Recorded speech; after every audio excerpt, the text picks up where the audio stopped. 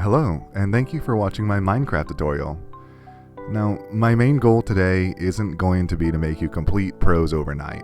Honestly, I just want you to have a quick, comprehensive overview of how to live through your first day so that you can have an easier time of it than I did.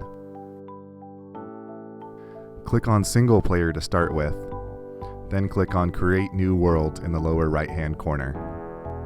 You can name it whatever you would like, it doesn't change the outcome of the world itself. I'm gonna go with Neon Anvil. By default, the game mode is set to survival, where you will gather resources, craft items, build great things, and struggle to stay alive.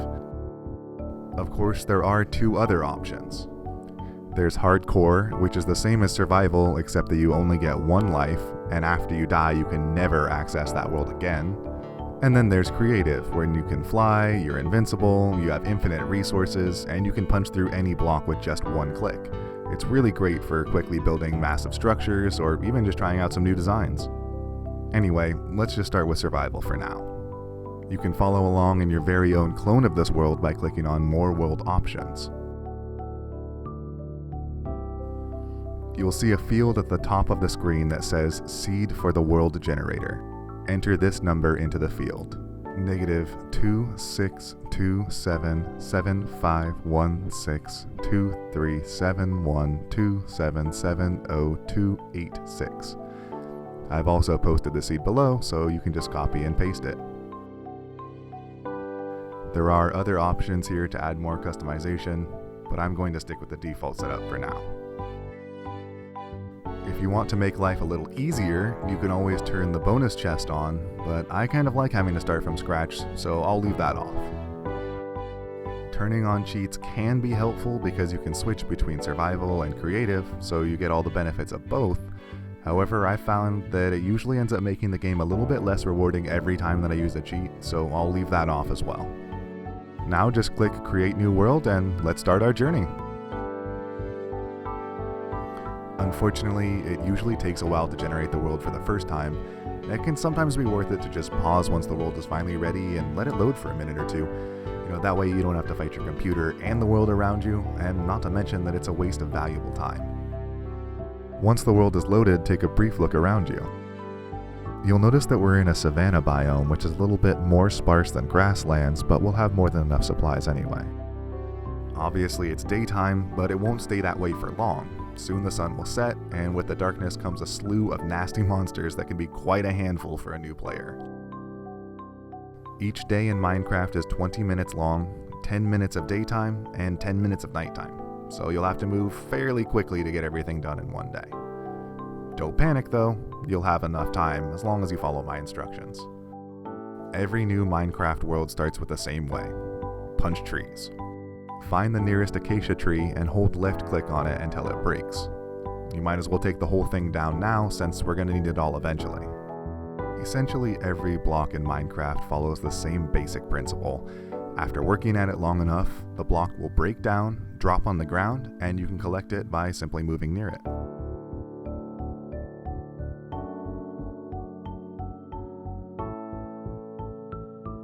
After you've felled the acacia tree, you should have 9 acacia wood, more than enough to get started.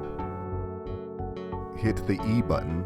This takes you to your inventory and also gets you your very first Minecraft achievement, so congratulations! At the bottom, you'll see a row that is slightly separated from the rest called the hotbar. Anything in your hotbar can be held, used, or placed in the world later on, so make sure that you're keeping the most important stuff in there. You can left-click an item to pick up the entire stack, and left-click again to drop the entire stack.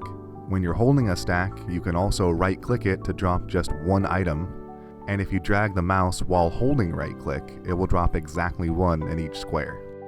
In the upper right-hand section, you'll see 4 squares that are entirely set apart.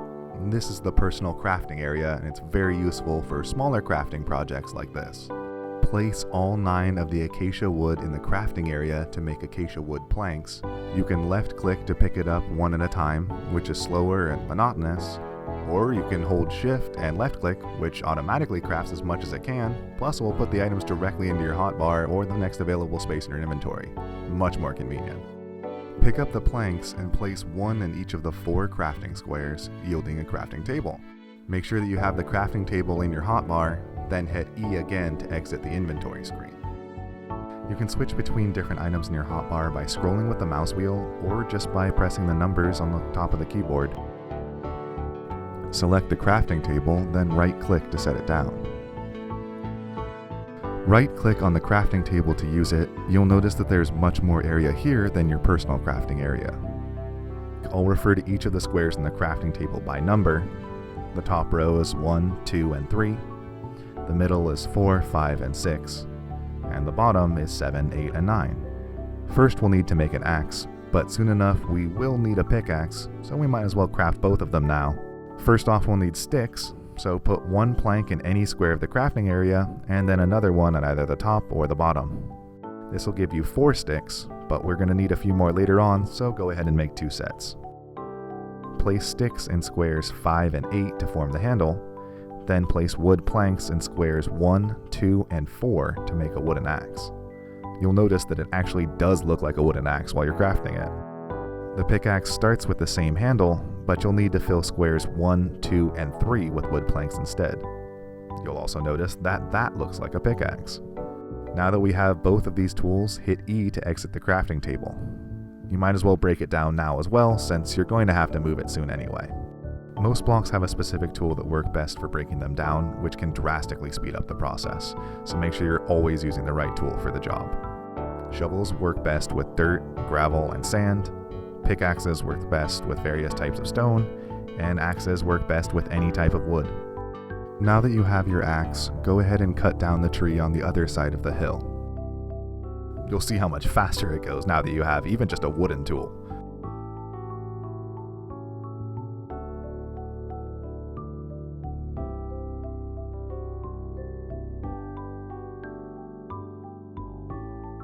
Make your way to this tree to the left.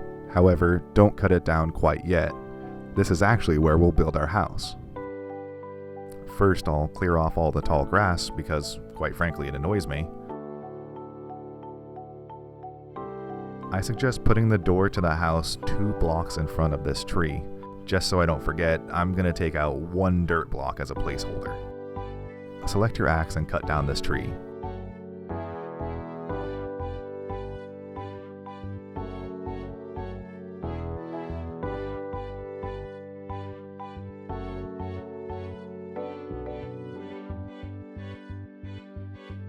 Once you've cut down this 3rd tree, you'll have more than enough wood to build your house, so go to your inventory and turn all of the wood into planks. Exit your inventory and select the wood planks on the hotbar. Place 1 plank down on either side of the door to form the front wall, and add another layer on top of each. Inside the house will be a 3x3 square, so we'll need to build the walls just big enough to fit that. We'll start with only the first layer to make sure that we have enough room, then build up to the second layer. You can make the house 1 block taller if you have time, that way it doesn't feel so closed in, but again, I'm going for quick and easy, and you'd have to cut down another tree to make sure you have enough wood for that anyway. You'll notice that I've left out the corners of the house to save planks, except for the front right corner. It's for a very specific reason that I'll explain later on. You can always add the other corners on if you can't stand the asymmetry, but it doesn't bug me that much. Next comes the roof. Jump up and place a dirt block on top of the row right next to the door. Place 1 block next to it, forming the rest of the door frame. Fill in the rest of the roof to mirror the floor as a 3x3 square, and there you go. Walls and roof are done. To make the house a home, we're going to need a door.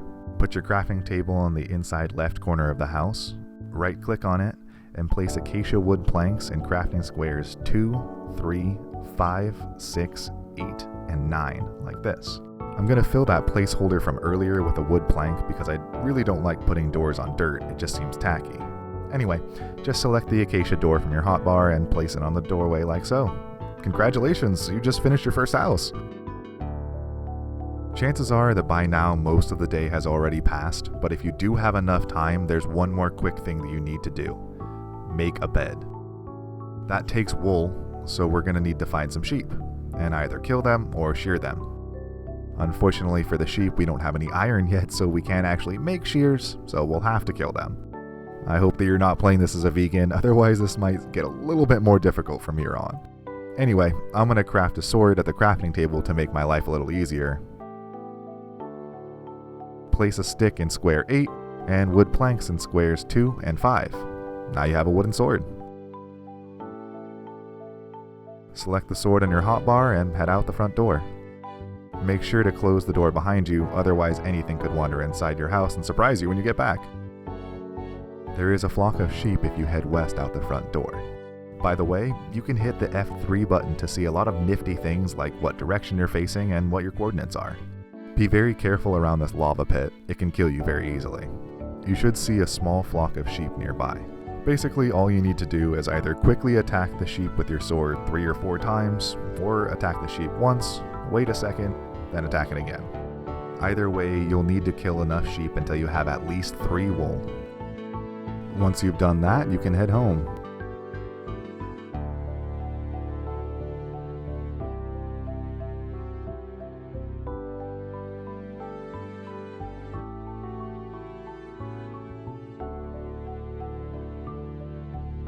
Back home, use the crafting table and put wood planks in squares 7, 8, and 9, and wool in squares 4, 5, and 6 to make a bed.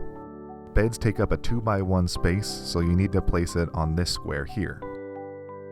Make sure that it's on the right side of the house like this, so that it matches the one corner of the wall I added on earlier. If you don't have that corner, then sometimes you'll actually wake up on the other side of the wall instead of your nice cozy house. Beds are a necessity because you can quickly sleep through the night, plus they'll reset your spawn point, so from now on whenever you die you'll just respawn in your house. Now let's move on to our last lesson of the day, mining. Every good house needs a nearby mine shaft, so I'm going to start one inside of my house, that way it makes it way more convenient for me to use it no matter what time of day it is. But before I get to that, I need to point out the golden rule of Minecraft. Never, ever mine directly above or below you. You never know if that next block is going to be more dirt or a nice pool of lava. Help warm you up a little bit. So, now that we have that little tidbit, it'll be much safer for us to start digging. I'm going to start my mine shaft by taking out the middle block of dirt in the floor here. Next, I'm going to take out the one next to it and the one under that, like so. Keep in mind that you can only jump 1 block high, so leave a sort of staircase behind you as you dig deeper.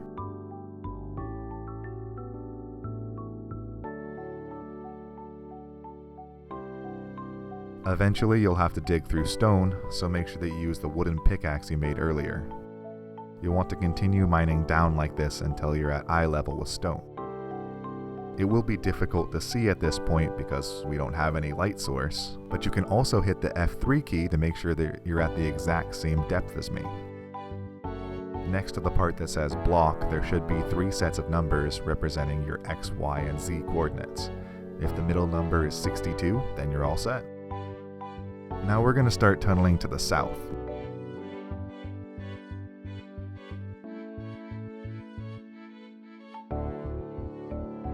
Once you've gone 3 blocks, start mining east, and you'll find a new type of block, coal. Coal can be found at basically any elevation, and it typically generates in large clusters. It's primarily used to make torches and as a fuel source for a furnace. Of course, we're going to mine out this entire vein, but we do need some light in here, otherwise monsters might start spawning, and nothing really spoils a good time like a surprise creeper. Break down 1 coal to start with, then go to your inventory after you picked it up. Place the coal in either of the upper squares of the crafting area and put a stick directly below it. It gives you 4 torches. Put the torches in your hotbar before exiting out of your inventory again, then select the torches and place one wherever you prefer. Keep mining until you have 4 or 5 coal. That's all we'll need right now, plus you can always come back and finish off the vein later on.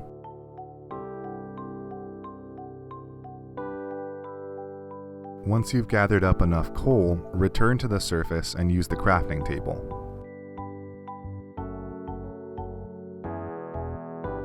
Place 1 cobblestone in every square except for 5, which gives you a furnace. As per usual, put it in your hotbar and exit out of your inventory, then place it down above the crafting table like this to help save space. Right-click on the furnace to use it.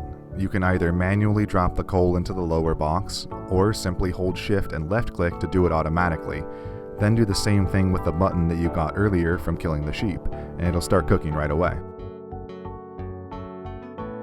Once the mutton has finished cooking, simply put it in your hotbar and then hold right-click to eat it.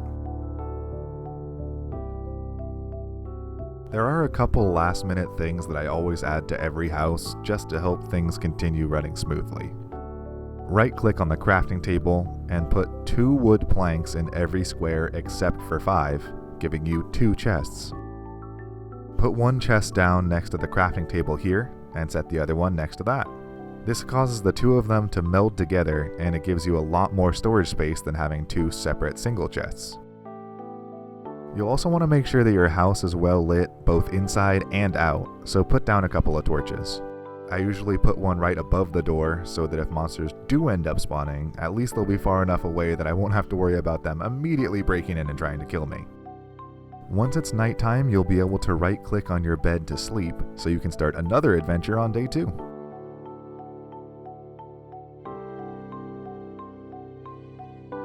And with that, I've officially walked you through the basics, and the not-so-basics, of how to survive your first day in Minecraft. Congratulations, and thank you so much for watching.